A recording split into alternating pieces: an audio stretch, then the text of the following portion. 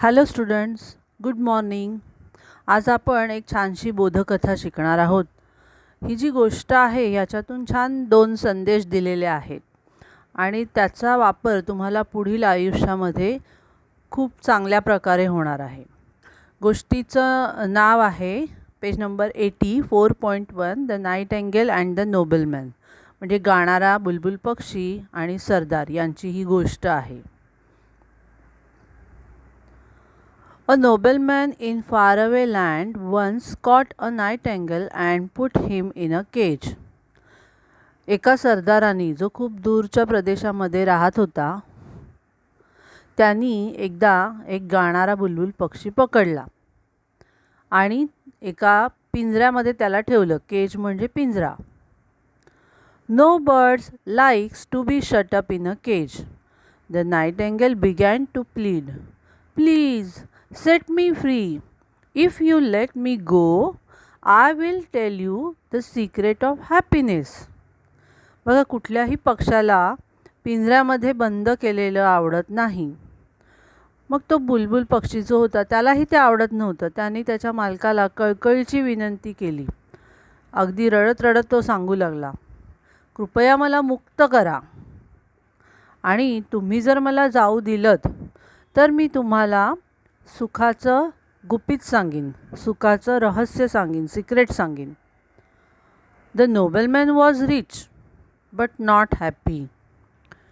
तो सरदार होता खूप श्रीमंत, परंतु तो सुखी समाधानी अजिबात नव्हता. He wanted to know the secret of happiness, so he let the bird go.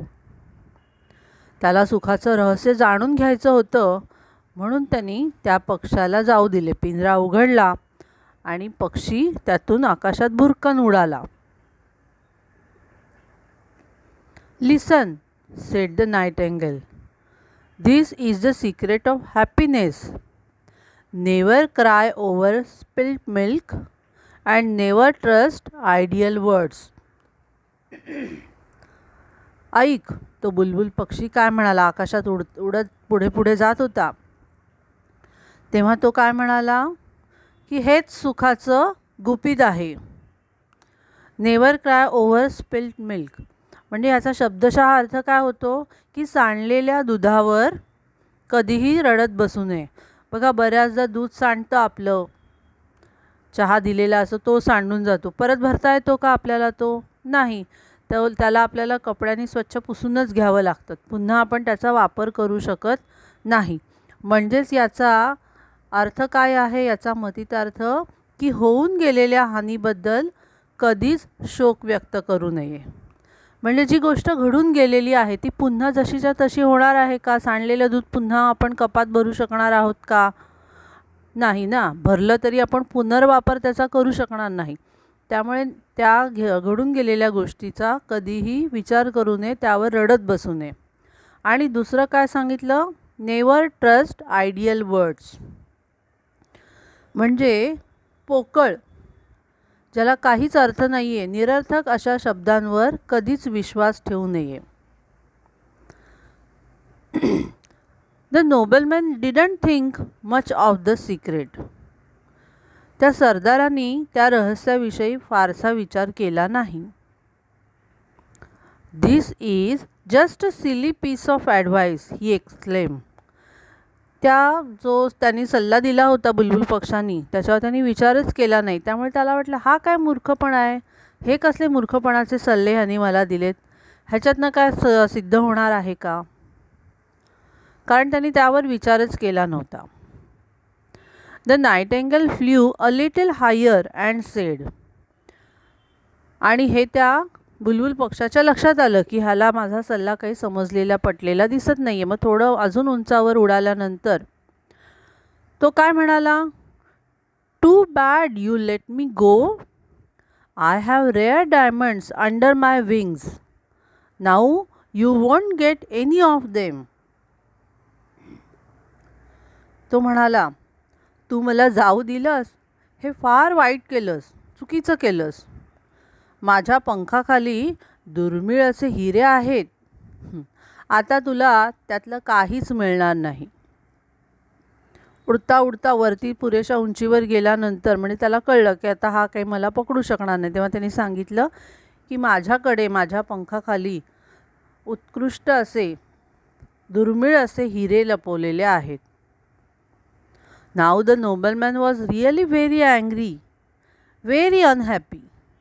O no, how stupid of me, you wicked bird, you nasty bird, wait till I catch you again. He began to wail.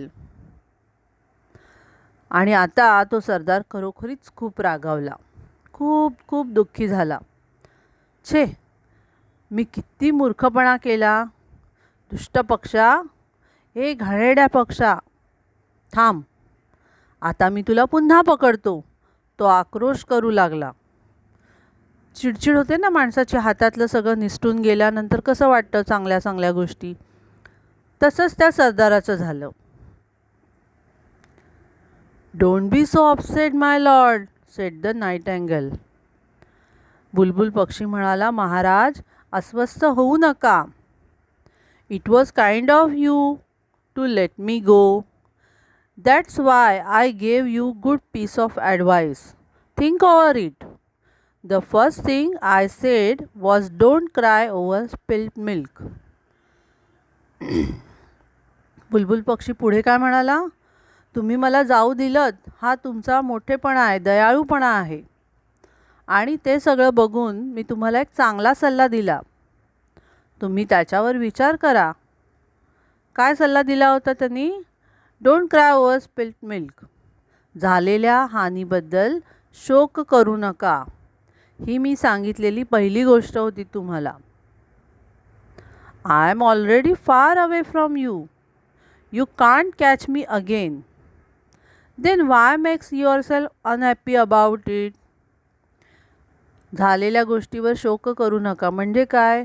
मी तुमच्यापासून याआधीच खूप दूर गेलेलो आहे आणि तुम्ही मला पुन्हा पकडू शकणार नाही. मग त्याबद्दल तुम्ही स्वतःला का बरं दुःखी करून घ्यावे? हातातून पक्षी निसटून गेलेला आहे, पुन्हा पकडता येईल का? पक्षी किती चपळ असतात, त्यांना पुन्हा पकडून तुरुंगात टाकणं अशक्यच आहे. त्यामुळे जी गोष्ट आपल्याला करता येणं शक्य नाही आहे तर तिच्याबद्दल तुम्ही शोक व्यक्त करू नका. Secondly, how can an ordinary bird like me have diamonds under his wings? Those were just ideal words of mine. It's mistake to trust such words. Use my bits of advice and be happy. Farewell. दुसरी गोष्ट त्यांनी काय सांगितली? माझ्यासारख्या सामान्य पक्षाकडे त्याच्या पंखाखाली हिरे कसे बरं असू शकतील? बघा ना, जर पक्षाच्या पंखाखाली हिरे असते तर ही गोष्ट फक्त काल्पनिकच ठीक आहे. म्हणून तो म्हणतोय की ते माझे जे शब्द होते, पक्षी म्हणतोय ते माझे सगळे शब्द खोटे होते, फसवे होते, निरर्थक होते, त्यांना काहीच अर्थ नव्हता. कारण माझ्यासारख्या सामान्य पक्षाकडे दुर्मिळ हिरे कसे बरं असू शकतील? मग अशा शब्दांवर विश्वास ठेवणे चुकीचे आहे. माझा सल्ला प्रत्यक्षात आणा. प्रत्यक्षात आणा म्हणजे आयुष्यामध्ये वावरताना तो व्यवहारात उपयोगी पडेल असा माझा सल्ला आहे. आणि तुम्ही सुखी व्हा. अच्छा, येतो मी. The nobleman watch as the bird flew away. आणि तो पक्षी दूरवर उडून निघून जायला लागला आणि ते जात असताना तो सरदार तिकडेच बघत राहिला. समजली ही तुम्हाला बोधकथा? अतिशय सुंदर शब्दात, मोजक्या शब्दात दोन महत्त्वाचे संदेश, दोन महत्त्वाचे बोध या गोष्टीतून घ्यायचे आहेत. ते म्हणजे घडून गेलेल्या गोष्टीवर दुःख व्यक्त करू नये आणि दुसरा म्हणजे निरर्थक शब्दांवर विश्वास ठेवू नये. थँक्यू.